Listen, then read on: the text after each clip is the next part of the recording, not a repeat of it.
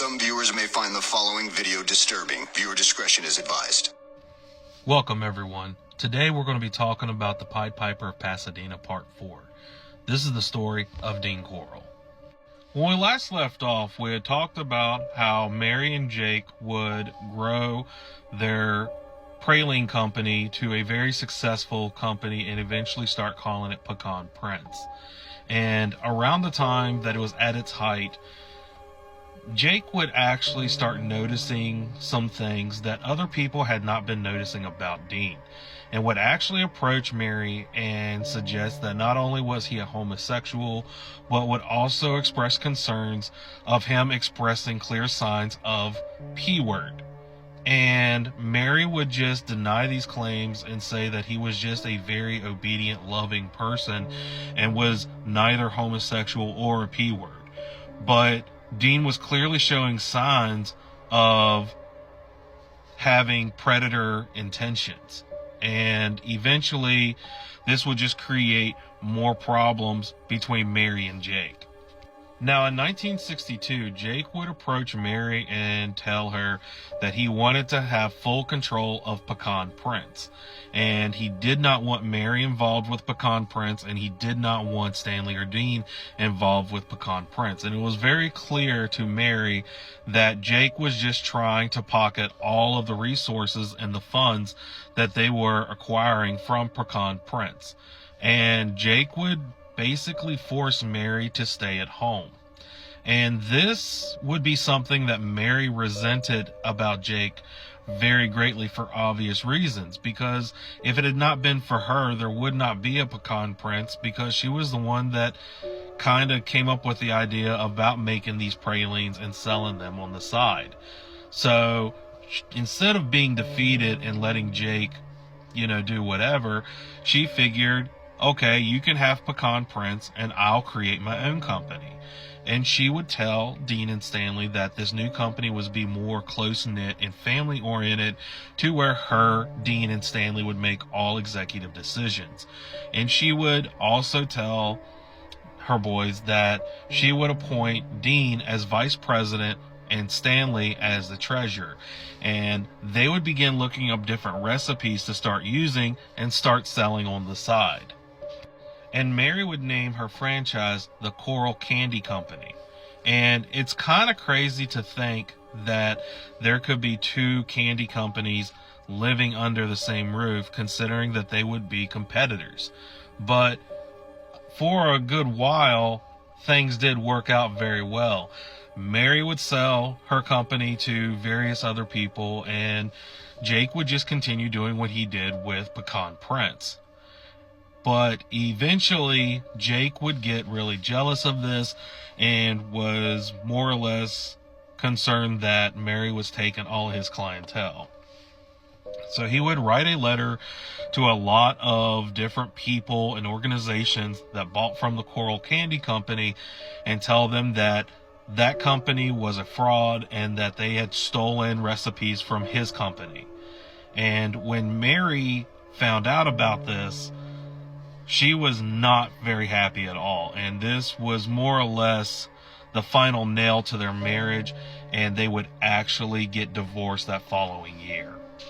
After the divorce in 1963, Mary would then go and purchase a factory, but what would be done differently this time was they would have a candy factory, and in front of the factory there would be an actual candy shop. And just as before, Dean would take the upper story of the factory and kind of convert it into a makeshift apartment. Eventually, Dean would actually purchase a Honda motorcycle, and it is at this time that he would be caught taking kids around town and giving them little joyrides on his motorcycle. He would also purchase a windowless white van. And when he would purchase this van, he would actually take the back and install a couch and a portable television. And again, he would take kids and children little joyrides around town, more than often taking teenage boys to the beach to go surfing. And looking back at it, these were some very serious red flags. And in today's society, as I had said in previous videos, this would not go very far.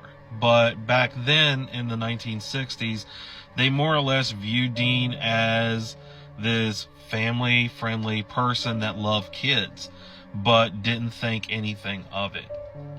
And I'm not sure when he began preying on teenage boys in a more predatory sense, but we do know that it wasn't long at this time that he began preying on a boy in the factory. There was a particular teenager that had begun working at the factory, and Dean was immediately smitten with this particular teenager, often flirting with him back and forth.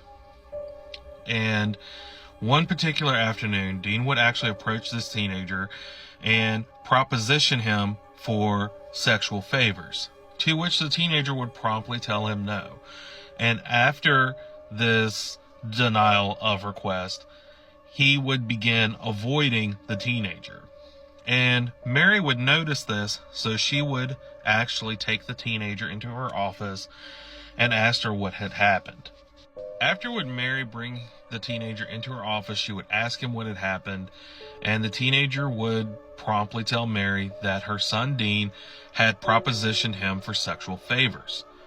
And instead of taking care of the matter the right way, Mary, trying to prevent rumors going around about her son being a homosexual, would go around and reverse the story and start telling people that the teenager had approached Dean and propositioned him for sexual favors. And right after telling these lies about the teenager, would promptly fire that teenager after the fact. It's really unclear when Dean would actually begin torturing and killing teenage boys, but I'm probably sure it would not be very far along after this incident.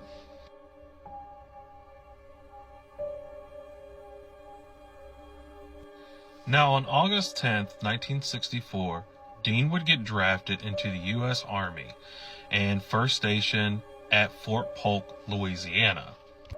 And then he would later be reassigned to Fort Benning in Georgia. While stationed in Fort Benning, he would also be trained to be a radio repairman. Then he would finally be stationed at Fort Hood, Texas. It has been reported that his time in the military service was unblemished. And later down the road, he would actually confess to few family friends that his first homosexual experience was during his time in the Army. Mary was not really a fan of the military, probably because of Arnold's time when he was drafted in the military. So Mary would begin writing letters and requests for her son's honorable discharge, and would claim that his presence was needed more at her company at the Coral Candy Company.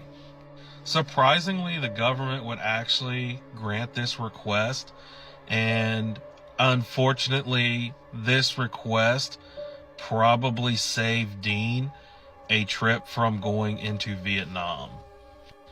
Dean would be honorably discharged on June 11th, 1965, with only serving 10 months in the military service.